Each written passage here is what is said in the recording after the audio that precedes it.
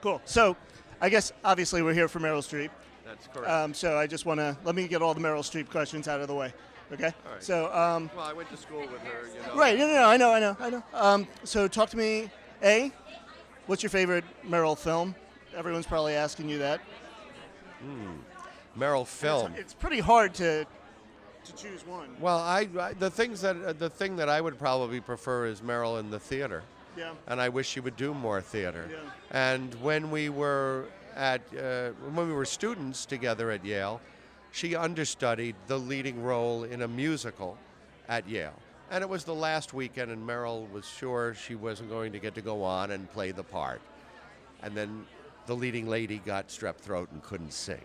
So many of the actors, the students, we went to the theater to see her because she really hadn't gone through all the blocking. It was the actor's nightmare. Oh my God, I'm going on and I haven't rehearsed. And she was just, she nailed it, obviously. well, she was brilliant, as she always was in everything. So, when you talk about Meryl film, you really are talking about mostly a director's medium rather than an actor's medium. So there are some films that, that I may really like, but Meryl's part in them perhaps wasn't as central to my liking of the film as the screenwriter or something else. But in the theater, when you're out there and it's live and you're naked in front of that audience, and you either deliver or you don't deliver, I've seen her.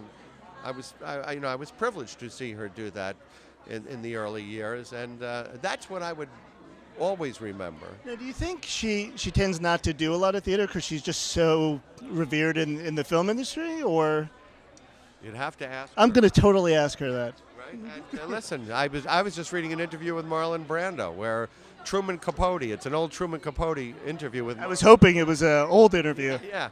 But he was saying, you could always go back to the theater. And he said, there are no plays for me. And he says, you could play Oedipus. You could do Shakespeare, And he's, but in the end, I think it's probably, I don't know if I read this somewhere, but I read it about somebody. But their children are all grown now. But many times actors don't want to do theater because they have to leave leave the house at 6 o'clock at night, and you're doing the matinee, and it's not that film isn't a grind, but a film will end, and then you can take a year off and spend it with your family. So, but I wouldn't presume to speak for her, so I would ask her. Yeah.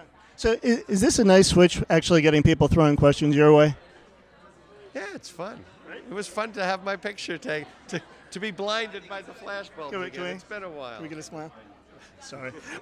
So let me just ask you, how often during the day do you sing "Let It Go" from Frozen? Not once during the day. Not once? What, "Let It Go" from Frozen? No, I haven't seen Frozen. I do sing other things, but not "Let It Go." Somehow this song has the power that by me just mentioning it, it'll be in your head in 20 minutes. Well, if I knew the song, it would be. I've heard that it's very popular. I know Frozen is the top-grossing animated film in the history of such media, but I didn't see Frozen, and to tell you, I don't want to say anything. I'm just, the whole, well, yeah. I don't want to say anything about Disney, but it's enough already. Well, thank you. Enjoy the night. My pleasure. Take care.